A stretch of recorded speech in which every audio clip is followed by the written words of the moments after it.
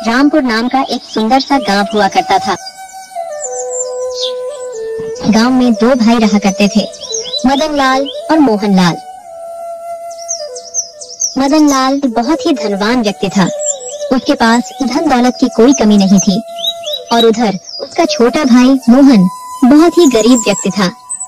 मोहन दिन भर अपने छोटे से खेत में मजदूरी करके अपने घर का गुजारा किया करता था। दोनों के माता पिता का देहांत हो गया था। माता पिता के गुजर जाने के बाद मदन लाल ने बड़े ही चालाकी से सारा धन और सारी दौलत हड़प ली और मोहन को छोटी सी जमीन दे दी ताकि वह अपना गुजर बसर कर सके। लेकिन मदन लाल इतना सारा धन पाकर भी खुश नहीं था।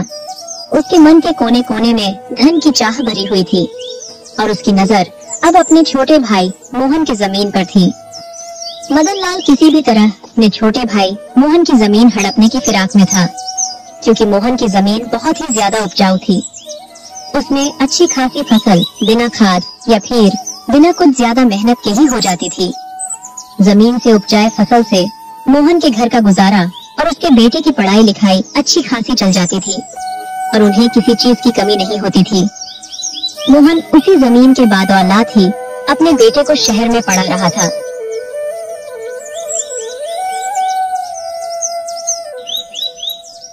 ऐसे ही मदन लाल एक दिन मोहन के पास आता है। मोहन अपने खेतों में काम कर रहा होता है। अरे मोहन, कैसे हो भाई? मैंने सुना है कि तुम अपने बेटे को शहर में पढ़ा रहे हो और इतनी थोड़ी सी जमीन में खेती कर रहे हो। बताओ, इतनी कम जमीन में खेती करके भला तुम अपने बेटे को कैसे पढ़ा पाओगे? उसके खर्चे के लिए भला पैसे कैसे जोड़ पाओगे? क्या तुमने ये सोचा है अभी शहर में कितने खर्चे रहते हैं? वो तो है भैया, आप बात तो ठीक ही कह रहे हो, पर मैं कोई ना कोई इंतजाम तो कर ही लूंगा। अगर कोई इंतजाम नहीं हो पाया तो मैं सरकारी लोन ले लूंगा, लेकिन मैं अपने बेटे को पढ़ा लिखा कर बहुत बड़ा आदमी बनाऊंगा। उसे मैं अपनी तरफ मजदूर नहीं बनने दूंगा, ताकि मेरी तरह उसको दर दर की ठोकरें खानी न पड़े। अरे मेरे छोटे भाई मोहन, कैसी बातें कर रहा है तू? मेरे होते हुए कहीं और जाकर पैसे क्यों मांगेगा और क्यों लोन लेगा? अभी तुम्हारा बड़ा भाई मदन लाल जिंदा है और जब तक मैं जिंदा हूँ मेरे होते हुए ऐसा कभी नहीं होगा कि तू कहीं और जाकर पैसे मांगे। आखिर मैं तुम्हारे कब काम आऊंगा? भैया, आप क्या कहना चाहते हो मैं कुछ समझ नहीं पा रहा हूँ। मैं तो बस इतना चाहता हूँ कि तुम अपने बेटे की पढ़ाई के लिए पैसे मेरे होते हुए किसी और से क्यों मांगोगे? भला मैं तुम्हारे साथ कब काम आऊंगा? भला मेरे होते हुए तुम किसी और से पैसे मांगोगे? क्या तुम मुझे अपना बड़ा भाई नहीं समझते हो? आखिर मैं तुम्हारा बड़ा भाई हूँ, मैं तुम्हारी मदद करूंगा, मैं दूंगा तुम्हें पैसे। सुनिए भैया, मैंने आज तक कभी आपसे या किसी भी गांव वालों से किसी भी तरह का उधार नहीं मांगा है, तो अब मैं उधार कैसे ले सकता हूँ?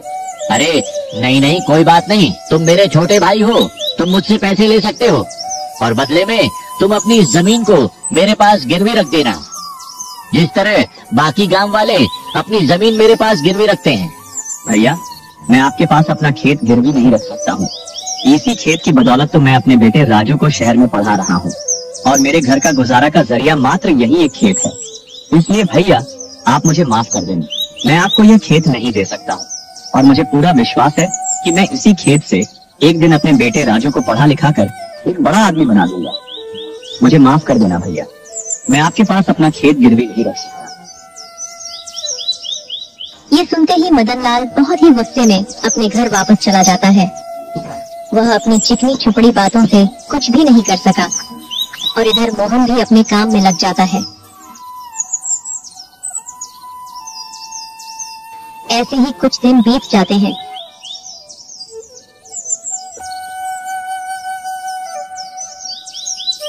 मदन लाल, तुझे किसी न किसी तरह से मोहन से वह जमीन तो लेनी ही पड़ेगी।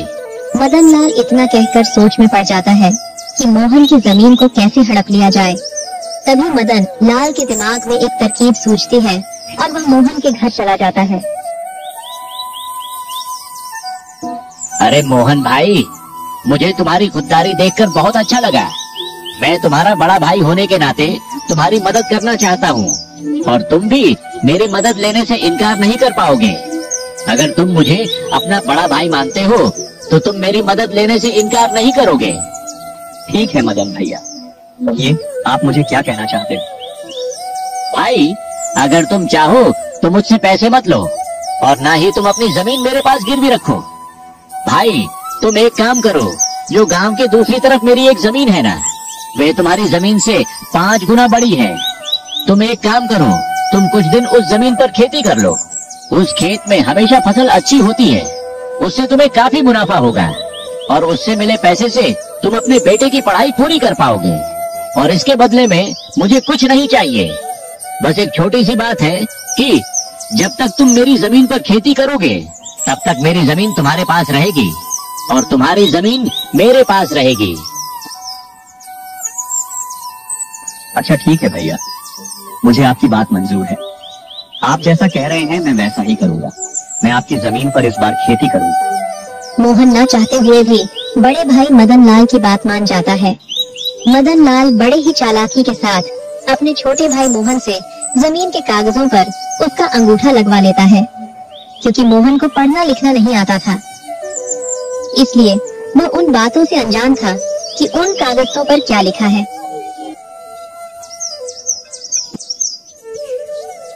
ऐसे ही कुछ समय बीत जाता है। ऐसे ही एक दिन मोहन खेत पर काम कर रहा होता है। अरे चल भाई मोहन, आज का काम तो पूरा हुआ। मैंने बाजार से लाया सारे पौधे को खेत में लगा दिया है। देखो तो कितने हरे भरे और सुंदर सुंदर दिख रहे हैं। चलो अब मुझे भी घर चलना चाहिए। दिन भर खेत में काम करते करते मैं बहुत थक गया हूँ और मुझे बहुत जोरों की भूख लग रही है, इसीलिए मुझे अब चलना चाहिए। आज भाग्यवान को बोलूंगा मस्त पालक और पनीर की सब्जी बनाए, फिर मैं खाना खाकर आराम से चैन की नींद रात भर सोऊंगा। चलो भाई, अब मैं चलता हूँ। इतना कहकर मोहन खुशी खुशी अपने घर चला जाता है।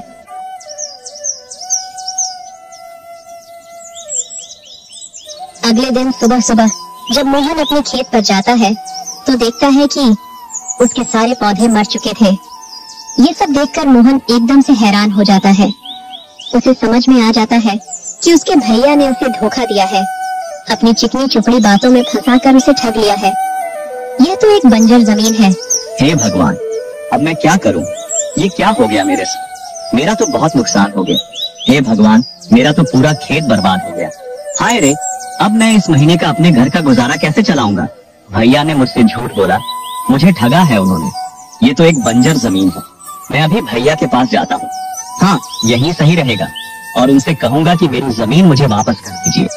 मोहन मन ही मन बहुत ज्यादा दुखी हो जाता है और अपने दुखी मन को लेकर अपने बड़े भैया मदन लाल के घर चला जाता है। उसके मन में हजारों सवाल घूम रहे थे।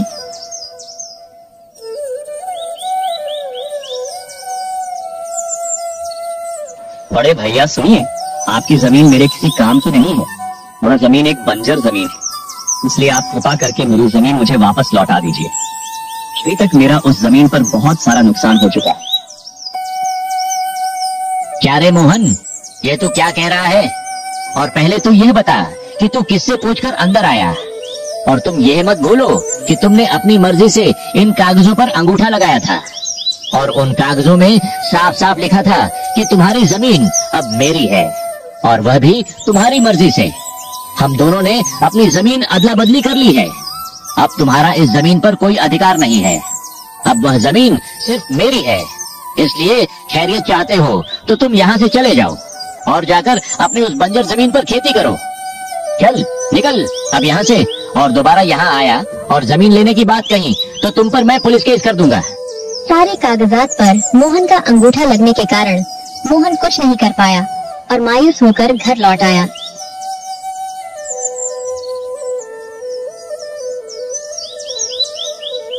मोहन मन ही मन बहुत ही ज्यादा दुखी था।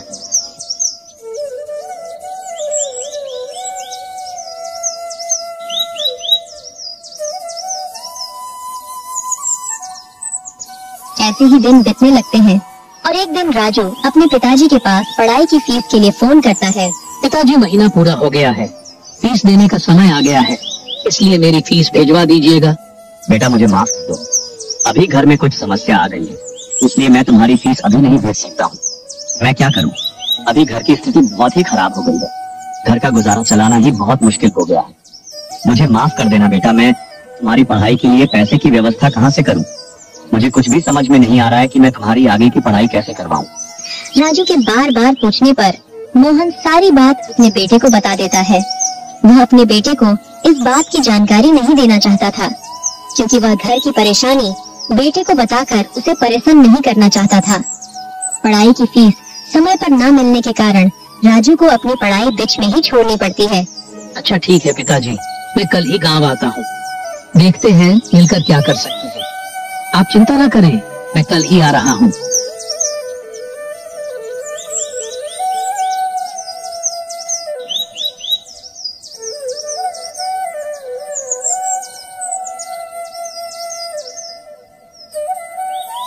अरे वाह भाई वाह, आहा, गांव की शुद्ध हवा और ये गांव का वातावरण, मजा ही आ गया। शहर में तो सिर्फ प्रदूषण ही प्रदूषण है, गांव का कितना शुद्ध वातावरण है भाई।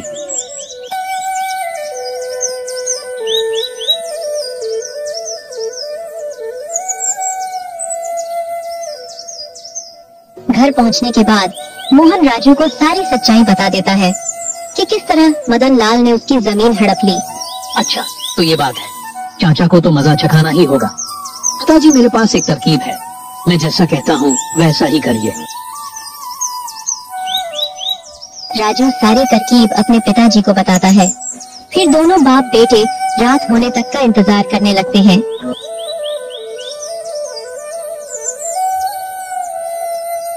रात के 12 बज चुके थे। उस समय सारे गांव वाले सो रहे होते हैं कि तभी दोनों बाप बेटे एक एक घड़ा लेकर अपने घर से बाहर निकलते हैं और अपने खेत की ओर चल देते हैं। खेत पर जाकर दोनों बाप बेटे जगह जगह जमीन खोदकर दोनों घड़ों को मिट्टी के अंदर दबा देते हैं।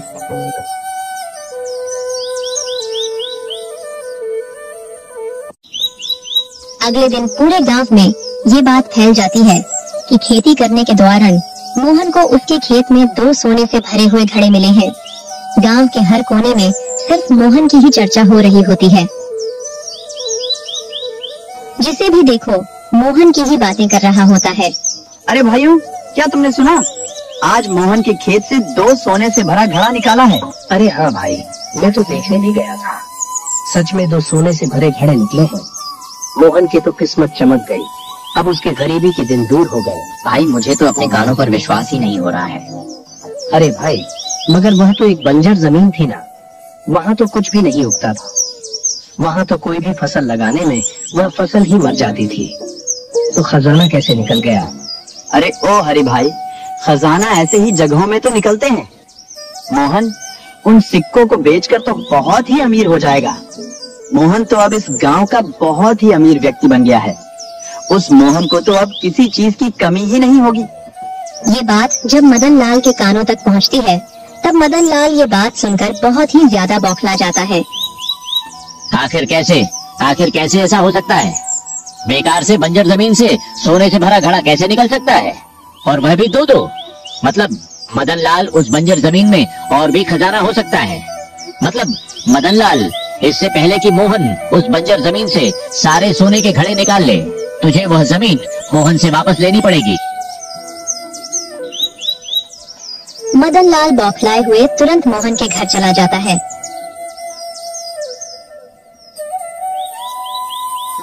अरे मोहन भाई, मुझे मेरी जमीन वापस चाहिए। मुझे मेरी जमीन दे दो। तुम मुझे मेरी जमीन वापस कर दो और तुम तुम्हारी जमीन वापस ले लो। हमने तो वह जमीन आपस में अदला बदली कर ली थी ना, और अब मेरी जमीन आपकी है और आपकी जमीन मेरी है। और आप ही ने तो मुझसे कागजात पर अंगूठा लगवा लिया था, और अब भला आप वह जमीन मुझसे क्यों मांग रहे हो? अब तो वह जमीन मेरी है और मैं आपको वह जमीन क्यों दूं? नहीं भैया, उस खेत से बहुत ही लाभ हुआ है। मैं आपको वह जमीन नहीं दे सकता हूँ। कृपा करके वह जमीन मुझसे ना मांगे। अरे मेरे छोटे भाई, मैं तो उस दिन तुमसे मजाक कर रहा था, ताकि तुम उस जमीन पर खूब मेहनत करो और फसल उगाकर अपने बेटे को आगे तक शहर में पढ़ा सको। और ये देखो, ये रहे उस जमीन के कागजात। तुम इन कागजातों को रख लो और तुम मुझे अब मेरी जमीन वापस कर दो। राजू मदन लाल की सारी बातें सुनकर बोलता है। आपको आपकी जमीन वापस मिल जाएगी, पर जमीन वापस करने से पहले मेरी एक शर्त है। क्या क्या शर्त है? अरे राजू बेटा, मुझे तुम्हारी सारी शर्तें मंजूर हैं। बस तुम मेरी जमीन मुझे वापस कर दो। मैं तुम्हारी हर शर्त मानने के लिए तैयार हूँ। आपको हमारी जमीन और उसके कागजात वापस करने होंगे, और आपको वह जमीन लेने के लिए हमें 10 लाख रुपए भी हमें देने होंगे। तभी हम आपको वह जमीन वापस देंगे और ये सारे काम कागजात पर लिखित होगा। तब मदन लाल मन ही मन सोचता है, अरे इन दोनों बाप बेटे को क्या पता कि उन सोने के सिक्कों की कीमत कितनी है।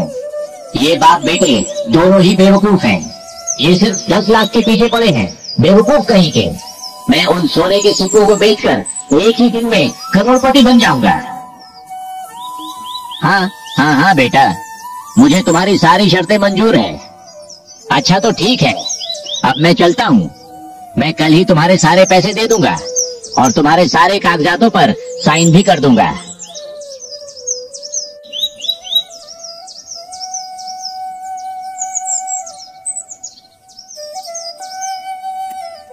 अगले दिन मदन लाल सुबह सुबह ही मोहन के घर पहुंच जाता है और सारे कागजों पर साइन कर देता है, और इसके साथ ही साथ मोहन को 10 लाख रुपए से भरा सूटकेस भी दे देता है।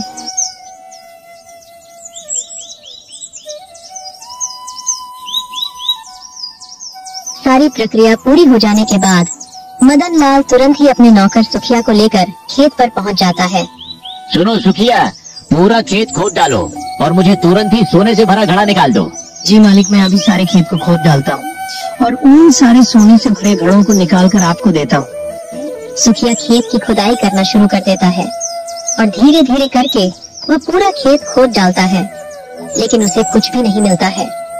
ये देखकर मदन लाल बहुत ही चिंतित होने लगता है। सुखिया देखो, कुछ मिला क्या? नहीं मालिक, अभी तक तो कुछ भी नहीं मिला है। मैंने तो पूरा खेत खोद दिया है। बेचारा मदन लाल अपने आप को कोसने लगता है। हे भगवान, ये क्या हो गया? मुझे तो कुछ भी नहीं मिला, ना ही एक सोने का सिक्का भी मिला। मुझे तो उन बाप बेटों ने बहुत ही आसानी से मूर्ख बना दिया। साथ ही साथ जमीन के कागजात के साथ मेरे 10 लाख रुपए भी ले लिए मुझसे।